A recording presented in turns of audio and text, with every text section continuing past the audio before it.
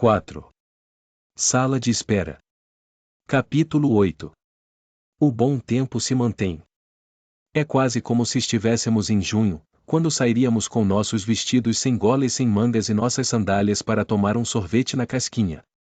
Há 3 novos corpos no muro. Um é de um padre, ainda vestindo a batina preta. A batina foi posta nele, para o julgamento, embora tenham desistido de usá-las há anos, quando as guerras entre as seitas começaram. Os outros 2 têm cartazes púrpura pendurados ao redor do pescoço, traição por falsidade de gênero.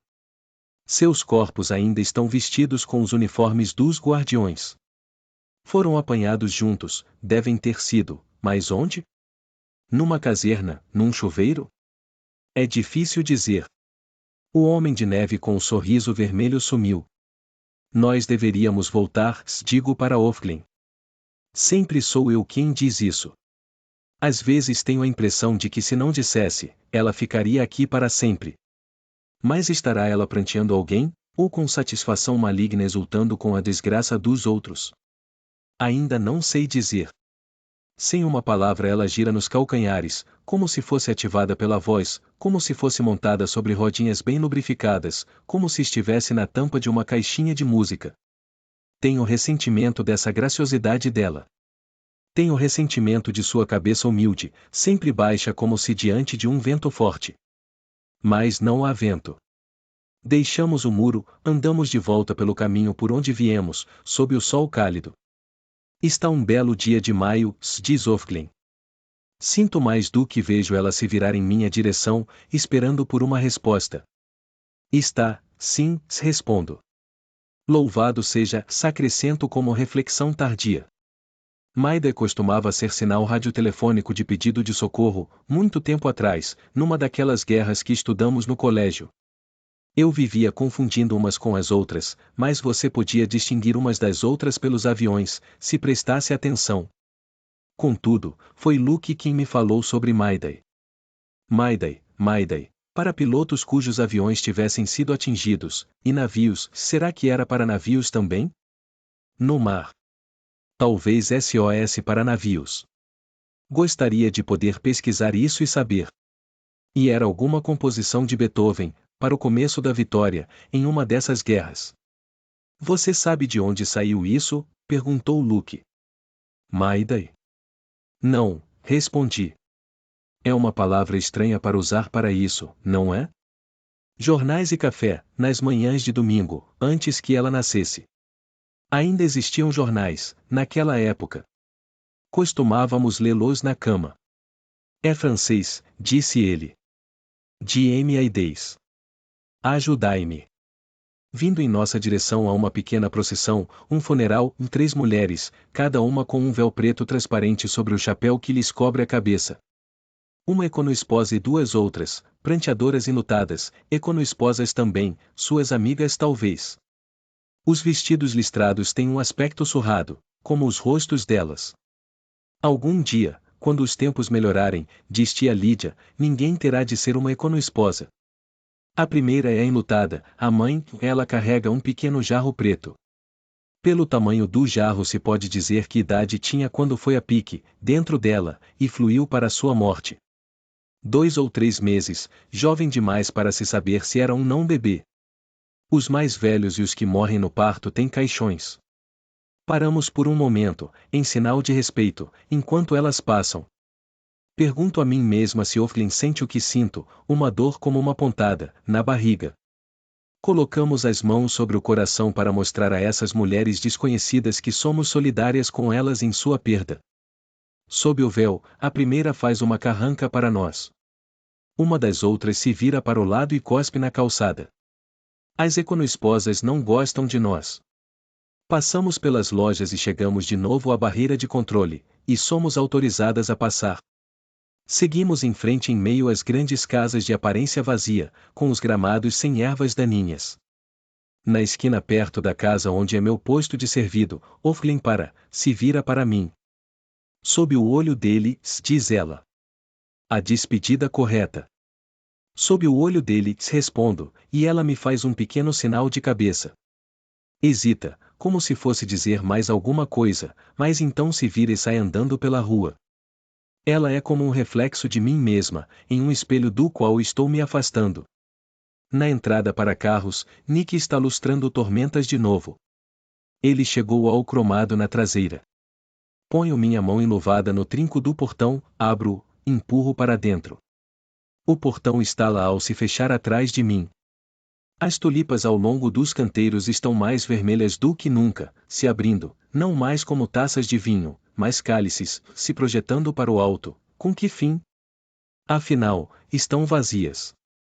Quando ficam velhas se viram de dentro para fora, então explodem lentamente, as pétalas atiradas para longe como cacos de louça quebrada.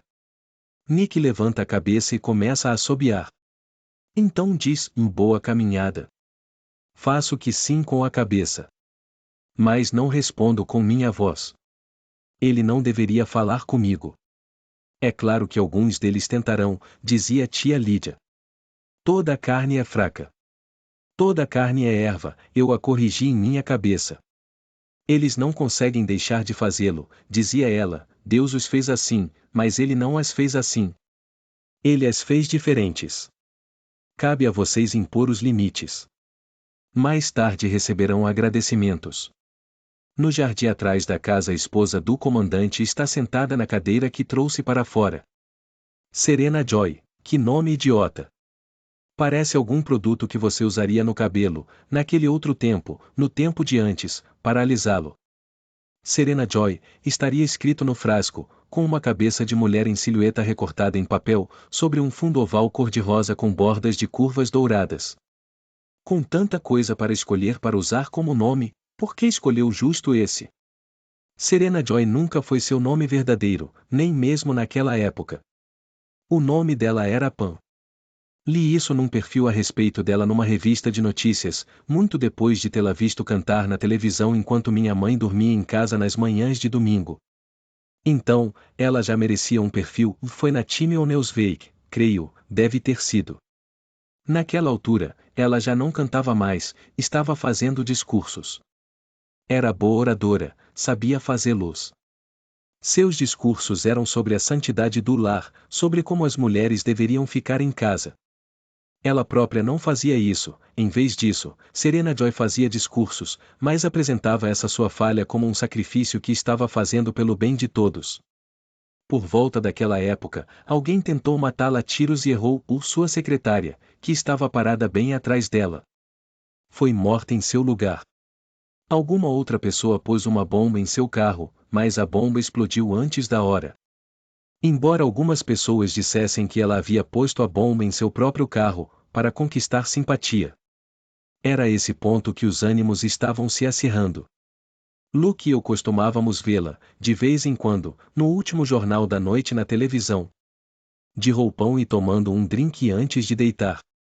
Observávamos seu cabelo duro de laqui sua histeria, e as lágrimas que ela ainda conseguia produzir sempre que queria, e o rímel tingindo de negro suas faces.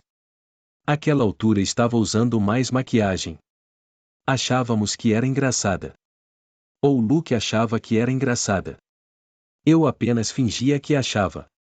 Na verdade ela era um pouco assustadora. Estava falando sério. Ela não faz mais discursos. Tornou-se incapaz de falar. Fica em casa, mas isso não parece lhe fazer bem. Como deve estar furiosa, agora que suas palavras foram levadas a sério.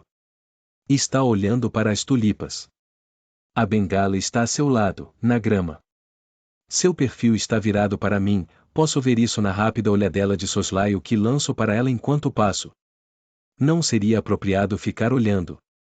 Não é mais um perfil perfeito recortado em papel, o rosto dela está afundando sobre si mesmo, e penso naquelas cidades construídas sobre rios subterrâneos, em que casas e ruas inteiras desaparecem da noite para o dia, engolidas por pântanos que surgem subitamente, ou cidades em regiões carboníferas que desmoronam dentro das minas debaixo delas. Alguma coisa semelhante deve ter acontecido com ela, depois que viu a verdadeira forma das coisas por vir. Ela não vira a cabeça. Não reconhece minha presença de nenhuma maneira, embora saiba que estou ali. Sei muito bem que ela sabe, é como um cheiro seu saber ou alguma coisa que azedou, como leite. Não é com os maridos que vocês têm que ter cuidado, dizia tia Lídia, é com as esposas. Vocês deveriam sempre tentar imaginar o que devem estar sentindo. É claro que se ressentem de vocês. É muito natural. Tentem ser solidárias, compadecer-se delas. Tia Lídia acreditava que tinha muito talento para ser solidária e compadecer-se de outras pessoas. Tentem se apiedar delas. Perdoai-lhes, pois não sabem o que fazem. Mais uma vez o sorriso trêmulo, de uma mendiga, o piscar de olhos de vista fraca, o olhar voltado para o alto, através dos óculos de armação de aço, em direção ao fundo da sala de aula, como se o teto de emboço pintado de verde fosse uma abertura e Deus numa nuvem de pó facial pink pelo estivesse descendo através dos fios e encanamentos dos chuveiros automáticos contra incêndio. Vocês têm que se dar conta de que elas são mulheres derrotadas. Não conseguiram. A voz dela se embargava, e havia uma pausa, durante a qual eu podia ouvir um suspiro coletivo daquelas ao meu redor. Era uma péssima ideia impacientar-se ou mostrar inquietação durante essas pausas, e tia Lídia podia parecer distraída, mas ela percebia cada pequeno movimento. De modo que havia apenas o suspiro. O futuro está nas mãos de vocês, prosseguia ela. E estendia suas próprias mãos para nós, no gesto antiquíssimo que era ao mesmo tempo uma oferenda e um convite, para nos aproximarmos, para um abraço, uma aceitação. Nas mãos de vocês, dizia ela, olhando para suas próprias mãos como se lhe tivessem dado a ideia. Elas estavam vazias. Eram as nossas mãos que deveriam estar cheias, do futuro, que podia ser segurado, mas não visto. Ando até a porta dos fundos, abro-a, entro. Ponho minha cesta na mesa da cozinha. A mesa foi lavada, esfregada, está limpa de farinha, o pão de hoje, acabado de assar, está esfriando em seu suporte. A cozinha cheira a fermento, um cheiro nostálgico. Recorda-me de outras cozinhas, cozinhas que eram minhas. É um cheiro de mães, embora minha própria mãe não fizesse pão. É um cheiro de mim, em tempos anteriores, quando eu era mãe. Esse é um cheiro traiçoeiro, e sei que tenho que parar de senti-lo. Rita está lá, sentada à mesa, descascando e fatiando cenouras. Cenouras velhas, são essas, grossas, guardadas por tempo demais no inverno, barbadas devido ao período de armazenamento. As cenouras novas, macias e claras, só estarão maduras daqui a semanas. A faca que ela usa é afiada e reluzente, e tentadora. Gostaria de ter uma faca como aquela. Rita para de cortar as cenouras, se levanta, tira os embrulhos da cesta, quase que avidamente. Está impaciente para ver o que eu trouxe, embora sempre franza o senho enquanto abre os embrulhos, nada que eu traga agrada plenamente. Está pensando que ela poderia ter feito melhor. Preferiria fazer as compras, escolher exatamente o que quer, ou ela me inveja pela caminhada. Nesta casa todas nós invejamos umas às outras por alguma coisa. Eles têm laranjas, digo. Na leite e mel. Ainda restam algumas. Estendo essa ideia para ela como uma oferenda. Desejo procurar a amizade dela. Vi as laranjas ontem, mas não contei a Rita, ontem ela estava mal-humorada demais. Eu poderia comprar algumas, amanhã, se me der os vales para elas. Estendo-lhe a galinha. Ela queria bife hoje, mas não havia. Rita dá um resmungo, sem revelar prazer nem aceitação. Ela pensará a respeito disso, diz o resmungo, quando lhe aprouver, em seu próprio ritmo. Desamarra o barbante do embrulho da galinha e tira o papel lustroso. Cutuca a galinha, dobra uma asa, enfia um dedo na cavidade, tira os miúdos. A galinha fica lá, sem cabeça e sem pés, com a pele arrepiada como se tremendo de frio. Dia de banho, diz Rita, sem olhar para mim. Cora entra na cozinha, vinda da despensa nos fundos, onde guardam os esfregões e vassouras. Uma galinha, diz ela, quase com prazer. Magrela, diz Rita, mas vai ter que servir. Não havia muita escolha, digo. Rita me ignora. Parece bastante grande para mim, diz Cora. Será que ela está me defendendo? Olho para ela, para ver se devo sorrir, mas não, é só na comida que ela está pensando. Cora é mais moça que Rita. A luz do sol entrando inclinada agora pela janela de oeste, bate em seu cabelo repartido e puxado para trás. Deve ter sido bem bonitinha, até recentemente. Há uma pequena marca, como uma covinha, em cada uma de suas orelhas, onde os furos para brincos se fecharam. Comprida, diz Rita, mais ossuda. Você deveria reclamar, diz para mim, olhando diretamente para mim pela primeira vez. Você não é nenhuma inferior, sem graduação. Ela está se referindo ao posto do comandante. Mas no outro sentido, no sentido dela, acha que sou inferior. Ela tem mais de 60 anos, sua opinião está formada. Rita vai até a pia, lava as mãos rapidamente sob a torneira e as enxuga no pano de prato. O pano de prato é branco com listras azuis.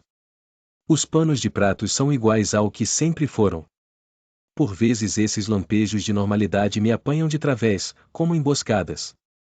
O comum, o costumeiro, um lembrete, como um chute.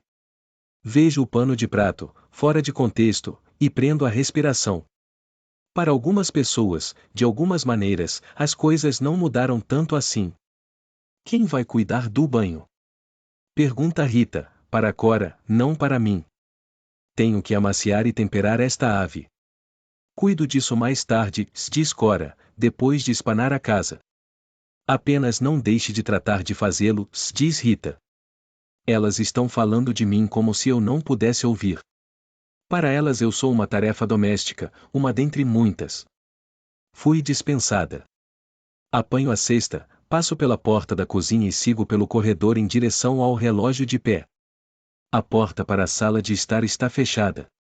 O sol entra através da bandeira semicircular da porta, batendo em cores no chão, vermelho e azul, púrpura. Avanço um passo e ponho-me por um instante sob a luz, estendo minhas mãos, elas se enchem de flores de luz. Subo a escada, meu rosto, distante e pálido, distorcido, emoldurado no espelho do vestíbulo de entrada, que se projeta para fora como um olho sob pressão. Sigo a passadeira rosa acinzentado pelo longo corredor do segundo andar, de volta para o quarto. Há alguém parado no corredor, perto da porta para o quarto onde fico. O corredor é escuro, sombrio, aquilo é um homem, de costas para mim, ele está olhando para dentro do quarto, um vulto escuro contra sua luz. Agora posso ver, é o comandante, ele não deveria estar aqui. O comandante ouve minha aproximação, se vira, hesita, anda para a frente. Em minha direção. Ele está violando o costume, o que faço agora? Eu paro, ele faz uma pausa, não consigo ver o rosto dele, está olhando para mim, o que ele quer? Mas então ele se move avançando mais uma vez, dá um passo para o lado para evitar me tocar, inclina a cabeça, se vai. Alguma coisa me foi mostrada, mas o que é?